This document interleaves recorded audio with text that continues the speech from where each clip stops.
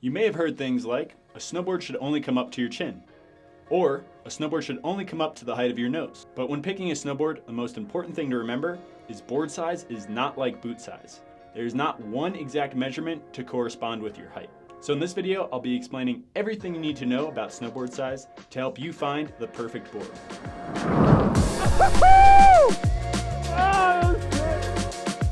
Before we get into determining your perfect size, there are two important things to remember. Number one is your snowboard size should be based more off your weight than your height, which we'll talk about in a minute. And number two, when looking for a board, you'll usually find you fall in between at least two sizes that will both work great for you. When deciding between two sizes, always remember the longer board will be more stable at higher speeds while being a little stiffer and more aggressive, while a shorter board will be more maneuverable and more nimble. This is why people generally ride boards a little shorter for the park and a little longer for free riding.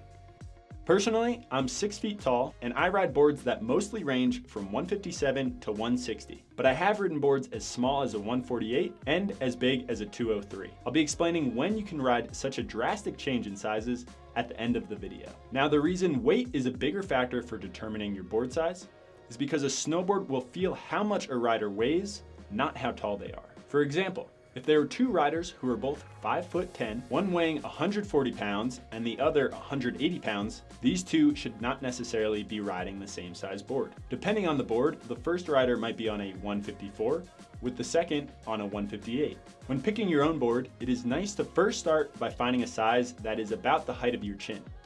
Then going smaller if you are generally lighter for your size or want a more nimble board, or going longer if you are generally heavier for your size or want a more stable board for higher speeds. At 6 foot, I weigh around 145 pounds, and this is where my 159 comes up to on me. A board that came up to my chin would be around a 162, which in most cases would be too much board for how much I weigh. Some brands offer a suggested rider weight on the spec sheet of the board, and this can be helpful too. For this, it will be best to find a size where you sit in the middle of the weight range. If this video has been helpful so far and you'd like to support the channel, you can find our SOS Search of Snowboarding stickers available at the link in the description. Thanks. An additional factor that goes into finding the right board size is your boot size. This is what will determine if you need a wide specific board, which is indicated with a W next to the size number. Depending on the board, you will typically be looking for a wide if your boot is at least a size US 11.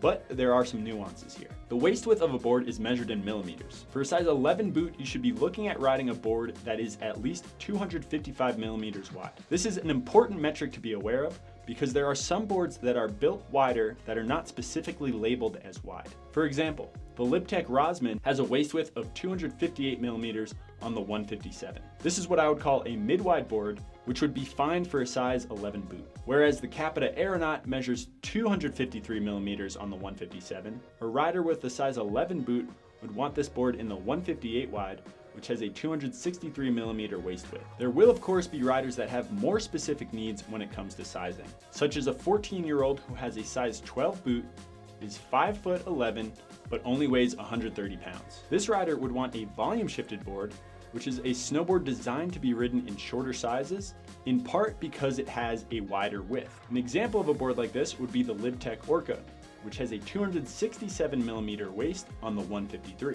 Personally, I've ridden the Orca as small as a 150 myself. You will see a lot of powder boards come in a variety of different sizes, which can be a lot of fun anywhere on the mountain, not only in deep snow. For example, the Jones Storm Chaser could be ridden as small as a 142 for a rider of my size, while the Nitro Cannon could be ridden as big as a 203. These specialty boards are designed to be very rideable in these drastic sizes, along with being a load of fun. Although they wouldn't be the best choice if you were only picking one snowboard. And that's because it's all about building the quiver. When buying your first boards, knowing the perfect size is the first step. Next, you'll need to know the best type of board that will match your riding style. You can find out everything else you need to know in a video I made called The Ultimate Snowboard Buyer's Guide, which you can watch right here. Thanks for watching, and until next time, we'll see you somewhere on the mountain. Peace.